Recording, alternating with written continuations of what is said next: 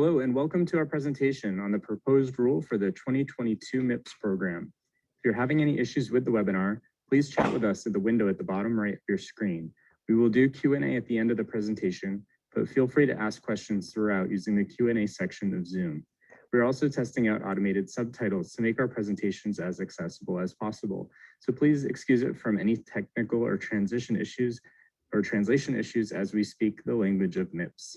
My name is Randy Marsden, and I am the president and founder of Marsden Advisors. This presentation is targeted at medium and small-sized ophthalmology, optometry, dermatology, and plastic surgery practices that report in the MIPS program. Since we are focusing narrowly on these specialties and that participation option, please consult the QPP site for a full list of changes. I also wanted to note that we are on YouTube, so this presentation, as well as past and future presentations, are available on our YouTube page. We'll have a link at the end of today's presentation, and don't forget to like and subscribe. That way you stay up to date on our latest webinars that we are putting out for you. And just a quick statement that we are providing this for informational purposes only, and that this doesn't constitute legal, financial, or medical advice. If you're new to Marsden Advisors, welcome. Most of our team got their start working for EHR software companies.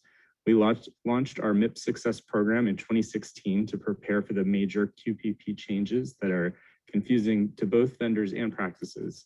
We currently support over 200 practices nationwide, and that's about 1,000 individual clinicians, by taking the technical and training aspects of MIPS off their shoulders. Besides MIPS, we also assist practices in migrating between EHR systems and optimizing the use of their current EHR. I'd now like to introduce you to Jessica Peterson, our VP of Health Policy, to take you through today's presentation. Take it away, Jessica. Thanks, Randy. So what we're going to go over today are the top changes in the proposed rule for MIPS for next year. So we'll go over the categories, then we'll go over the rulemaking process and commenting, and then how we practices succeed. So starting with a quick QPP overview, before we jump in, I want to highlight that these are proposed changes. That means they'll only go into effect if CMS finalizes them in the final rule. And that rule will likely be released sometime between mid-October, early November. So a little bit of background on this. What we're talking about today is the Quality Payment Program, or the QPP. It was established by the Medicare Access and CHIP Reauthorization Act of 2015, MACRA for short. This was an important law because it finally ended the Sustainable Growth Rate Formula, or SGR. That was what was responsible for Congress having to pass those doc fixes every spring to avoid nearly a 30% across the board pay cut under Medicare. So it made a huge impact that was quite positive, but it also established the rules for the road for what Congress termed value-based care. There are two ways to participate in the QPP. One is through advanced alternative payment models, or advanced APMs. These require you to take on financial risk. The other is through the fee-for-service track, which is the merit-based incentive payment system, or MIPS for short. And that's what we're going to focus on today. So proposed changes to thresholds and payment adjustments for 2022. You see on the right what we currently have for 2021, and the proposed changes are on the right, and they're highlighted in yellow. So CMS is proposing to increase the threshold to avoid a penalty from 60 points to 75 points. Anything above 75 points, and you get that orange X% bonus you see on your screen, this is the budget neutral bonus. It's determined on a linear sliding scale, so the better you do, the more you get. But also, as I mentioned, it's budget neutral. And this means that all of the bonus monies for that year come out of the penalty monies for that year. So the amount that you get also depends on how many people are penalized by how much and how many people get above 75 by how much. So by increasing the threshold to avoid a penalty, they'll likely increase the maximum bonus achieved with the budget neutral bonus. CMS is also proposing to increase the exceptional performance threshold from 85 points to 89 points. Anything 89 points and above, and you get the exceptional performance bonus. This is the green Y% bonus you see on your screen. This is also determined on a linear sliding scale, so the better you do, the more you get. But since it comes from a fixed pool of $500 million that Congress sets aside for this purpose each year, the amount that you get also depends on how many people get 89 and above. So there weren't any significant changes proposed to how you're going to be scored, except that the quality category weight is proposed to decrease from 40% to 30% in 2022, and cost is proposed to increase from 20 to 30%. Now, the reason this is happening is that by law, CMS has to have both cost and quality at 30% by 2022. So this is a change that they have to finalize. So what happens if you can't report one of those categories? Let's say you take a PI hardship or something of the sort for a different category. So for the first time, CMS is actually proposing separate category reweighting policies for large practices, so that's 16 plus clinicians, versus for small practices, which is 15 or fewer clinicians. The main reason that they're doing this is to ensure that the quality category weight isn't overrepresented for small practices. So it's to help limit the weight redistributed to quality, which small practices have fewer resources and ability to do well on, as do larger practices. So if the PI category, promoting interoperability, is reweighted, rather than nearly all of the weight going over to quality, instead quality would only be reweighted to 40%, and 15% of the PI score would be reweighted to IA, or improvement activities, for small practices. If cost and promoting interoperability are reweighted, rather than all of the reweights from both cost and PI going over to quality, for small practices, it would be 50-50 between quality and improvement activities. Another big proposal is CMS is proposing to delay the implementation of the MIPS value pathways once again. So MIPS value pathways, or MVPs for short.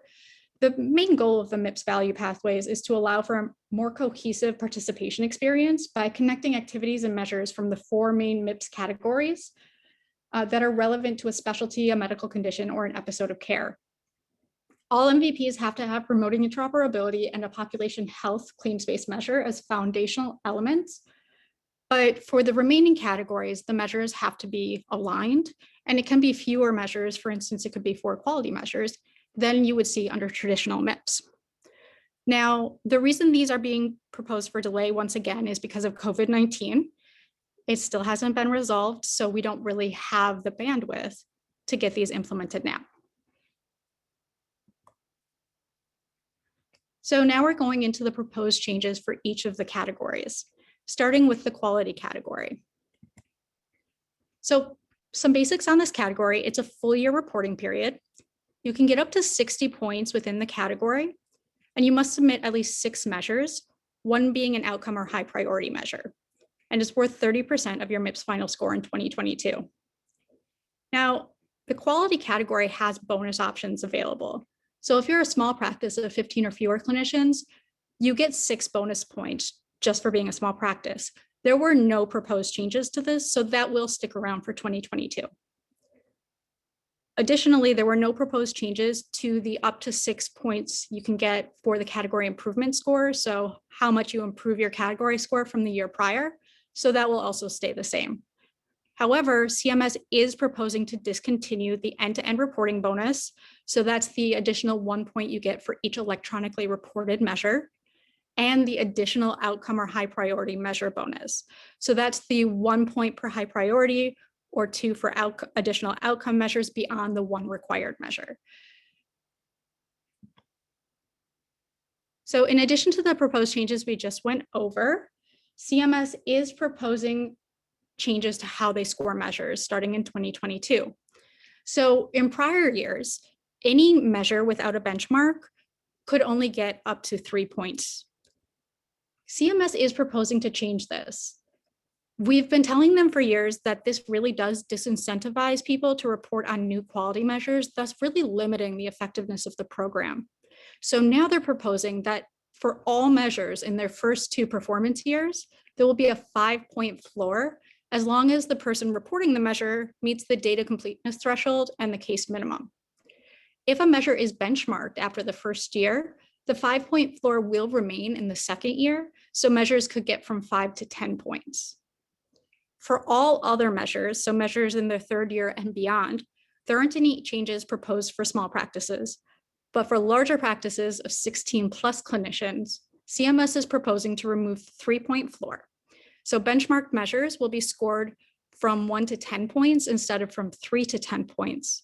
And measures without a benchmark or reporters who don't meet the case minimum will receive 0 points, unlike previous years.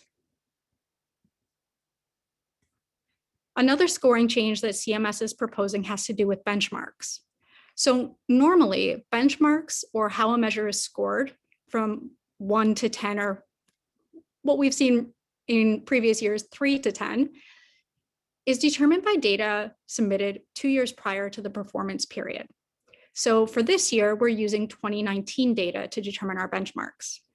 By knowing these benchmarks ahead of time, we've been able to track your score throughout the year and see how you're doing and provide you more real-time feedback that's actually actionable for you. But because of COVID-19, using 2020 data, which would normally be used for 2022, CMS was not able to calculate benchmarks for the vast majority of the quality measures because there just simply wasn't enough data. So CMS is proposing one of two things. The first proposal is to switch to a live benchmark, meaning that they'll use 2022 performance data to determine how you do in 2022. The second option is to use 2019 benchmarks. So what we're using this year, used from the data calculated in 2019. Now, if they use a live benchmark, we wouldn't be able to anticipate your quality score prior to the end of the submission period because it would be calculated, the benchmarks would be calculated based on submitted data. So this could be really problematic in people choosing measures, evaluating their performance throughout the year, and acting on their performance throughout the year.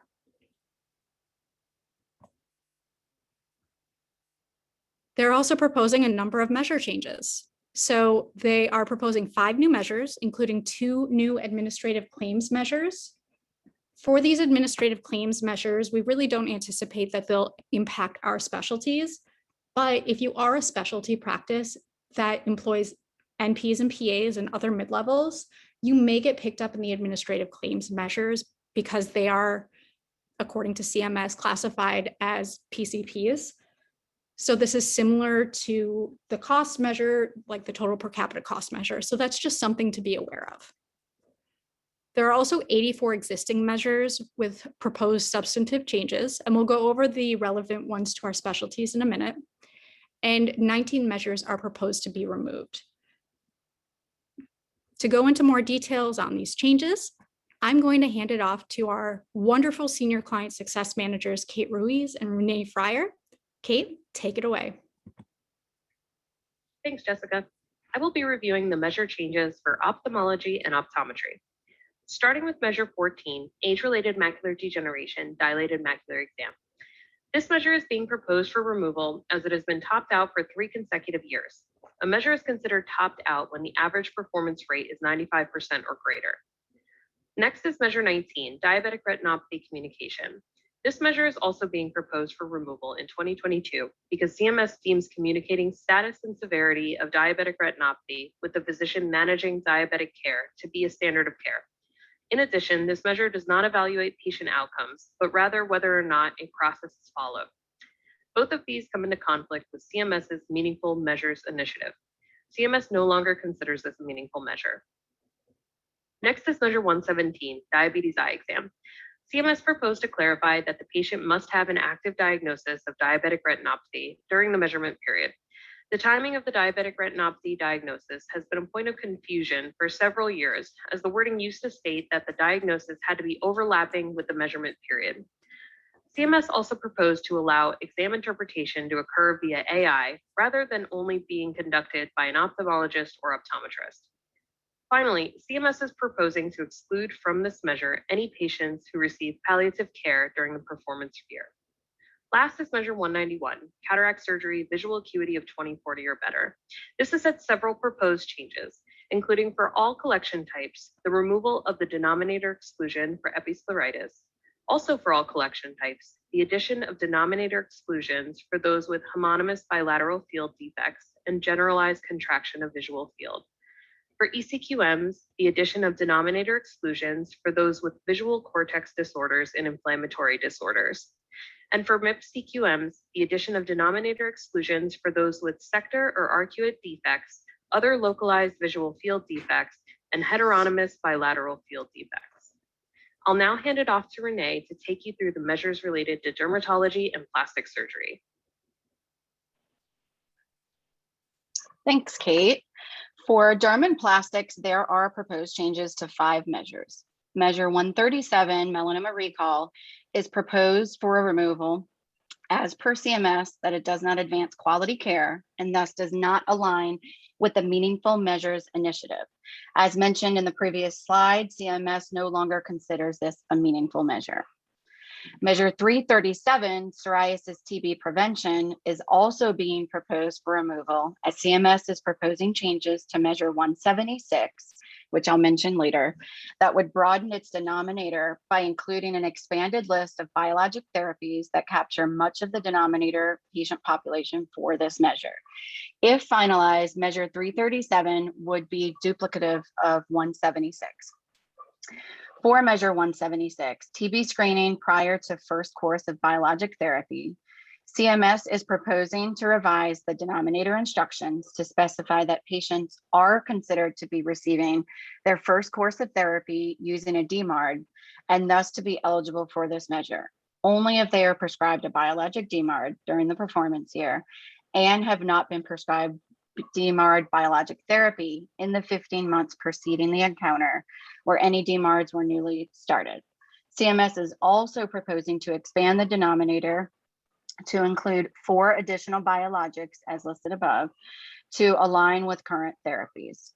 For measure 265, biopsy follow-up, CMS is proposing to update the denominator to clarify that only new patients should be included in this measure. And if multiple biopsies are performed for the patient, only the first biopsy should be used for the purposes of this measure. Finally, there are also proposed changes to measure 397, melanoma reporting, in order to align with updated AAD guideline recommendations. CMS is proposing to expand what is required information for pathology reports to also include the peripheral and deep margin status and the presence or absence of microsatellitosis for invasive tumors. In addition, CMS proposes to clarify how to handle instances in which multiple samples are included in one report. So in these circumstances, each eligible specimen on the report must include the required information or the performance in that instance will be considered not met.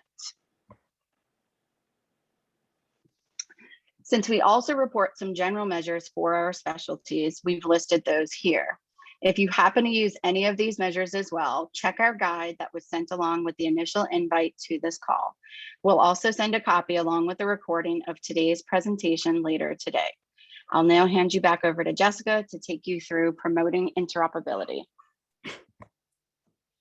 Thanks, Renee. Now we're going to go over the proposed changes to the promoting interoperability category, which is the EHR category of MIPS.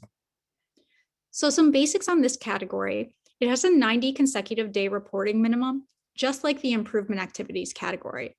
It does not need to be on the same 90 days as the improvement activities category, though the 2 categories can be on different 90-day periods. There are 110 available points within the category. 10 of them are from an optional bonus measure, and the category is worth 25% of your MIPS final score.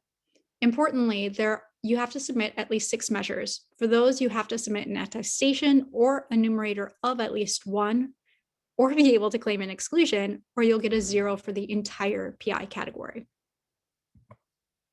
Now, there weren't any proposed changes to the hardships that are available. However, CMS did make one giant proposal for small practices. Rather than needing to apply for a hardship, CMS is now proposing that beginning in 2022, small practices will get an automatic PI reweighting unless they report any PI data. So this means that you don't need to gather evidence. You can just not report PI if it's too much of a burden for your practice. So that brings us to the 2022 proposed PI measures. There weren't any changes to the measures that are required, except in the public health and clinical data exchange objective. In this objective, CMS is proposing that you would be required to report both the immunization registry and electronic case reporting. I'll go over this in more detail in a couple of slides, but first, there are some pretty significant changes proposed to the provide patients electronic access to their health information measure. Specifically, although the length of time that electronic health information was required to be available was never specified under this measure, CMS is now proposing that beginning in 2022, it must be available indefinitely. In order to align with HIPAA requirements, CMS is proposing that this start with date of service of January 1st, 2016, as that's 6 years prior to the beginning of the 2022 performance period. This would be a huge change. It could potentially add a lot of burden. So this is something that we're going to be watching very closely. Now back to the public health and clinical data exchange objective. As I mentioned, if finalized, you would be required to submit data to both the electronic case reporting and immunization registries. Now, you could submit an exclusion. The exclusions haven't changed. So if these aren't available to you, you can claim an exclusion for one or both. If you report one or both measures, in other words, claim one or fewer exclusions for these two required registries, you will be able to claim some bonus points, which I'll go over on the next slide. If two exclusions are claimed, however, the 10 points that this objective is worth will be redistributed to the provide patient access measure, and you wouldn't be able to report a third registry for a bonus point. So that brings us to the fact that there are new bonus points for this category. If you submit data, if you attest to having done one or both of the registries mentioned on the previous slide and claim an exclusion on the other, if you only attest to one, you can attest to having submitted data to one additional registry. If you attest to having submitted data to all three, clinical data registry, public health registry, or syndromic surveillance registry, you can't get additional bonus points for each one. You can get up to 5 bonus points for one additional registry. So in addition to the changes to the measures that we just went over, CMS is also making changes to the attestation statements. There will be one proposed change to the prevention of information blocking attestation, and CMS is proposing to add a new attestation statement, the annual safer high priority guide self-assessment. So the changes to the information blocking attestation are pretty minor. CMS is proposing to eliminate attestation statements B and C to reduce confusion or potential conflicts between the attestation statements and the Office of the National Coordinator's information blocking regulations. This won't impact your PI reporting. What will impact it is that CMS is proposing this new attestation statement, the annual Safer Guide self-assessment, in light of the significant increase in cyber attacks against the US healthcare sector, including against hospitals and independent practices. The Safer High Priority Guide self-assessment is 32 pages long. Although this measure would increase burden on healthcare practices, CMS believes that completing an annual self-assessment will help practices to prevent significant data breaches and data loss, potentially saving each practice the significant time and expense related to recovering from a successful cyber attack. I do want to note that CMS does state in the proposed rule that the self-assessment does not require an organization to confirm that it has implemented, quote, fully in all areas, each practice described in a particular safer guide, nor will an organization be scored on how many of the practices they have fully implemented. Rather, the intent of this proposed requirement is for MIPS eligible clinicians to regularly assess their progress and the status on the important facets of patient safety and cybersecurity. So although this may be burdensome, based on the language used in the proposed rule and the significant increase in cyber attacks we've seen in the healthcare sector, particularly since the beginning of COVID, I do anticipate that it will be finalized. So that's it for promoting interoperability, and it brings us to improvement activities.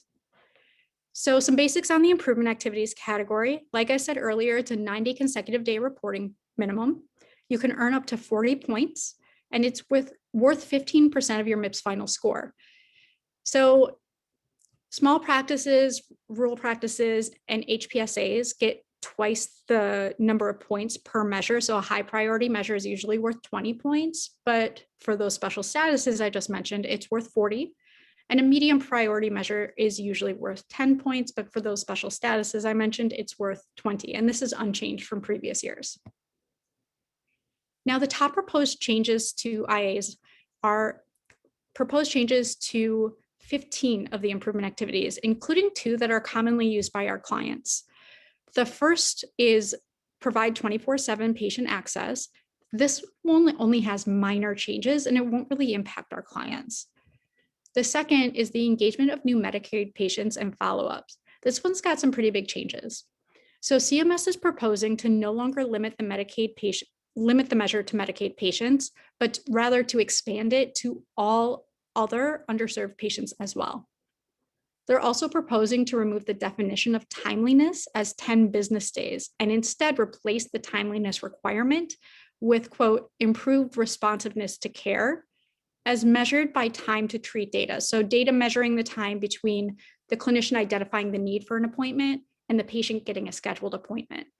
Now, these are big changes because although they kind of seem minor in the understanding of the measure, this will require significantly more documentation.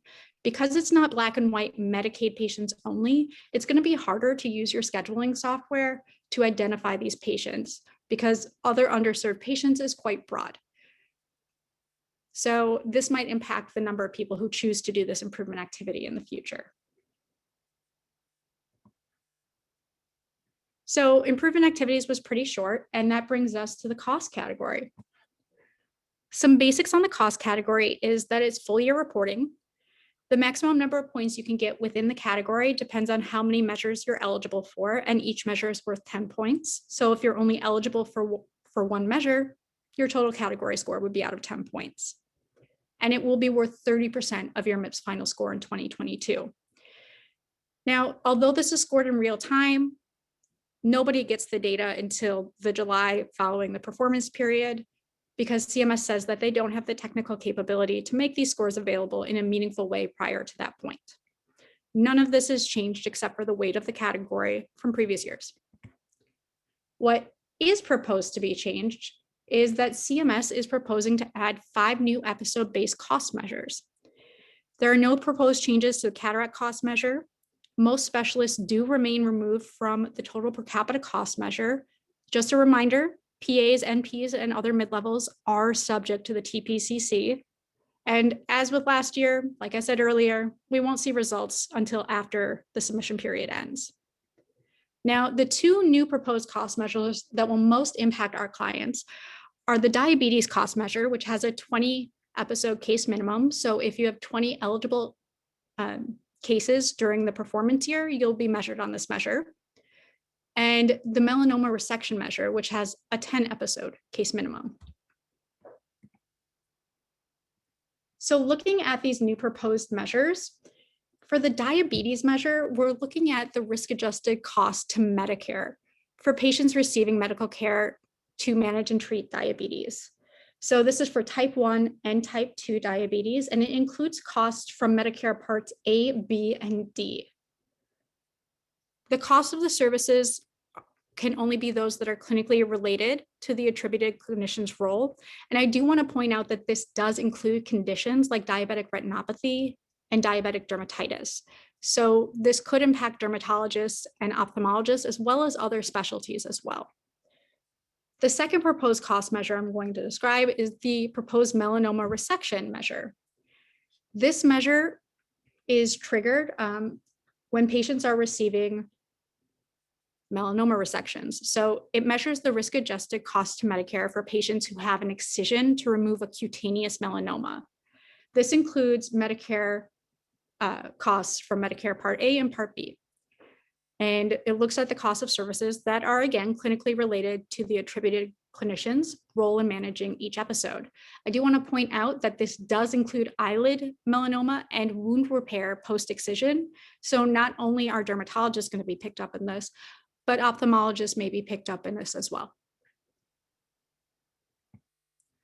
So that's it for the proposed changes that we're going to go over today. And I want to talk about the rulemaking process quickly. So the changes we just discussed are, again, proposed changes, meaning that they'll only go into effect if CMS finalizes them in the final rule, which again will likely be released sometime between mid-October and early November. If there are any changes that you're particularly in favor of or opposed to, you can submit comments to CMS on this rule, and CMS will take the comments into account when deciding what to finalize. So the comment period ends on September 13th at 11:59 p.m. Eastern Time. And we have a link to how to prepare and submit comments in the email we sent you for registration to this webinar. If you have any questions on this, do let us know. And we are, once again this year, going to submit comments on the changes that are relevant to our clientele. Thanks, Jessica. So besides the content we provide you today, we also help in many other ways around MIPS. So if you'd like to keep doing MIPS yourself, we have a website, mipsestimator.org, where you can go in and enter all of your information about your project and enter things from your registry, EHR, or just the activities that you need to do, as well as keep all of your providers in line and organized with their eligibility. It's completely free. You can check that out now and create your own account to put all of that information in, and that will help you predict what your score should be for this year. We have been adding a lot of new upgrades to this system, and we hope to have a lot of new features added at the beginning of next year as well.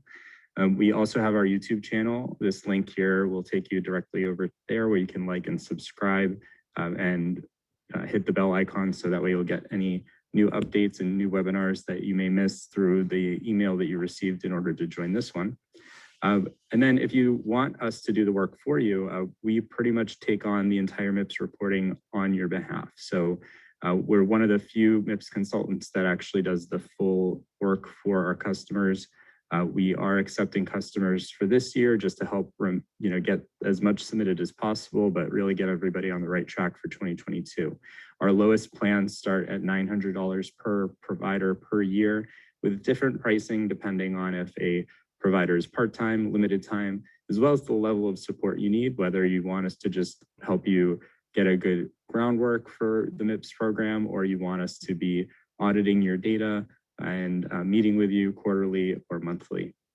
We will be sending out an email after today's presentation with a link to this presentation and additional details. And if you have any specific questions that you weren't able to answer today, go to ehrsuccess@marsdenadvisors.com. I'll now hand it back to my team to review any remaining Q&A questions. As I mentioned before, if you do have any questions, utilize that feature within Zoom. And thank you for attending today's presentation. All right, thank you, Randy. So we're going to open the floor up to some live Q&A. You feel free to type it into the box or the Q&A box or the chat, and I'll be monitoring to see if anybody raises their hand as well.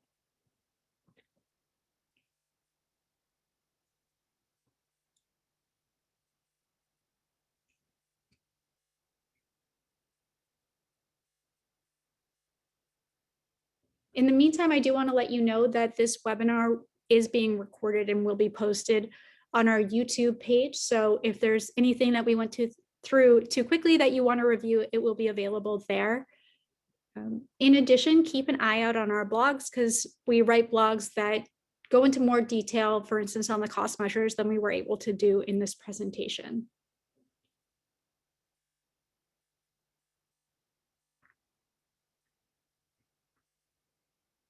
It looks like Kate and Renee have been able to answer a bunch of the questions that have come in already, but if you have any additional questions, we'll hang out on the line for as long as you need.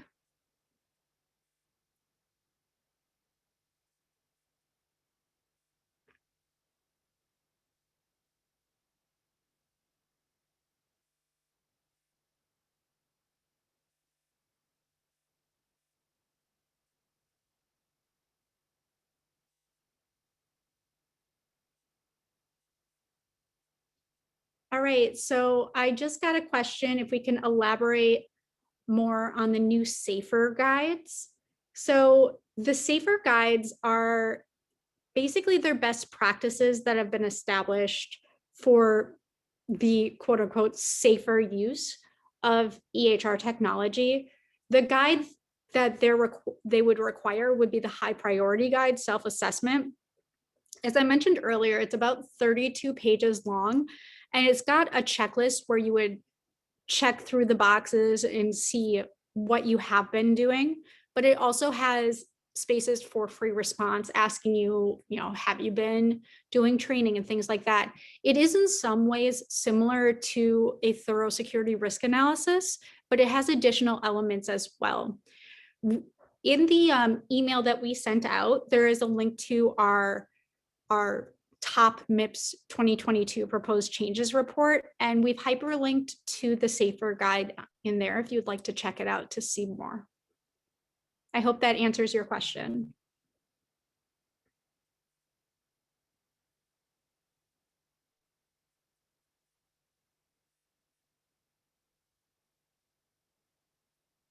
No problem, Lori.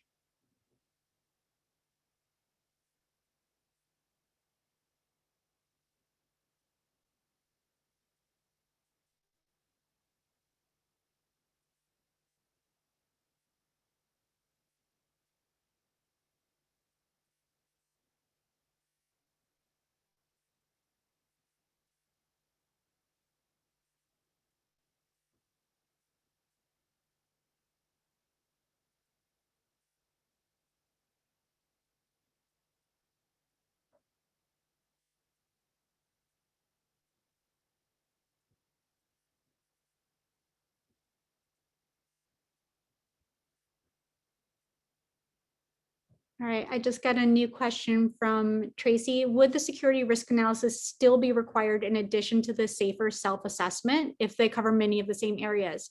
Tracy, yes, the answer is yes, that would still be required. This would be in addition to the security risk analysis. They are slightly different, as the security risk analysis has 5 categories outside of just the technological category where you have to evaluate what you've been doing. So it includes things like physical safeguards and administrative safeguards, whereas the SAFER guide, although they are quite similar, does go into more detail on the technical aspect.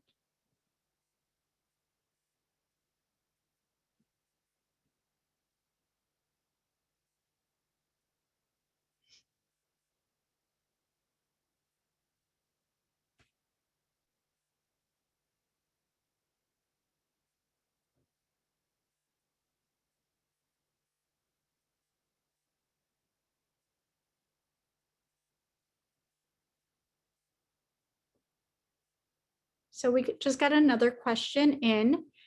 It's asking, can you elaborate more on the automatic small practice reweighting? Yeah, of course. So it is actually exactly what it sounds like. For small practices, I'm assuming you're asking about the new PI automatic reweighting for small practices. As long as you have 15 or fewer clinicians as identified by your participation status using the QPP participation lookup tool, starting in 2022, if it's finalized, you'll automatically get a hardship on the PI category unless you submit data. Now, there are many reasons you might want to submit data. If the PI category is one that you can reliably do well on, it might benefit you to submit data as the quality category is getting harder and harder to do well on. But you wouldn't need to submit an application to get the reweighting if you're a small practice, if this is finalized.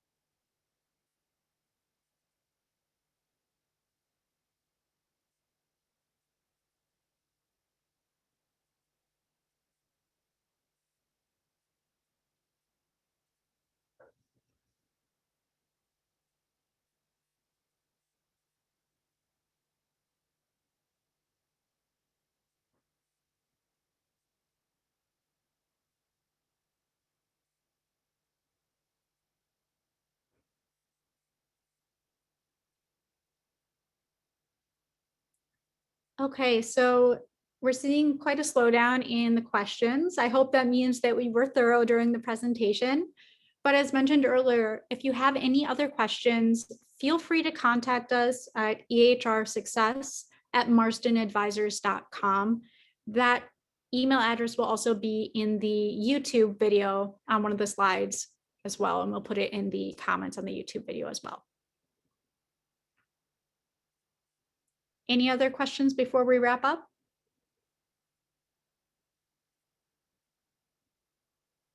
Well, thank you all for joining. I hope this was as informational as you were hoping. Again, if you have any questions, let us know, and I hope you guys have a wonderful day and stay healthy. Thank you all for joining.